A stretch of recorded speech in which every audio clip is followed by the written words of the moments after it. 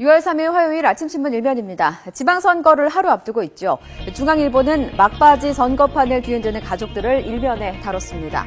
자식을 돌보지 않는 아버지는 교육감 자격이 없다는 고순덕 서울시 교육감 후보 딸의 글을 고 후보가 직접 반박했습니다. 몇 달 전 딸이 한국에 왔을 때 딸의 은행 심부름도 해줬다는 고순덕 후보의 인터뷰 기사를 실었습니다. 이 밖에도 새누리당 윤진식 충북지사 후보의 아들이 폭행 시비에 휘말리는 등 가족들의 말과 행동이 이슈가 되고 있다며 이는 정책이나 공약 대결이 실종된 탓이라는 전문가의 분석도 함께 실었습니다. 조선일보입니다. 이런 정부와 이런 판사라는 제목입니다. 먼저 이런 정부부터 보시면 세월호 참사로 관피아에 대한 비판이 큰 요즘이죠. 그런데 정부가 최근 산업통상자원부 국장급 공무원의 대기업 취업을 허용하기로 해서 논란이 되고 있다는 내용입니다. 이런 판사도 있습니다. 국가가 더 거하기라며 도박 사이트 개설자에게 솜방망이 처벌을 했던 전주지법의 이모 판사가 이번에는 출항 전 선박 안전점검 보고서를 조작한 해운조합 관계자들에 대한 영장을 기각해서 논란이 되고 있다고 합니다. 영장 기각, 해양 안전은 국가의 격이 올라가야 해결될 일이라는 게 이유라고 전했습니다.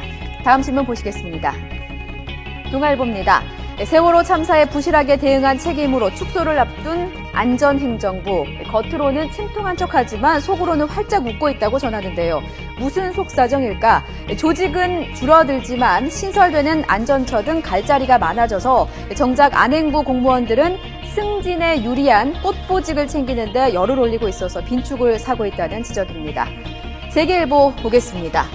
분노하고 소외된 노인들이 저지르는 극단적인 범죄가 늘어서 사회 문제가 되고 있다고 전하고 있습니다. 최근 21명의 사망자를 낸 장성 요양병원 참사도 82살 노인의 방화 때문이었고 서울 도곡역 지하철 방화 사건도 71살 노인의 방화로 드러나는 등 노인 범죄가 갈수록 흉포화되고 있다고 지적했는데요. 그래프 보시면요. 서울의 5대 범죄 피해자 중에서 61세 이상이 8%에 달하는 등 매년 급증해서 이 같은 주장을 뒷받침하고 있다고 실었습니다. 지금까지 아침신문 1면이었습니다.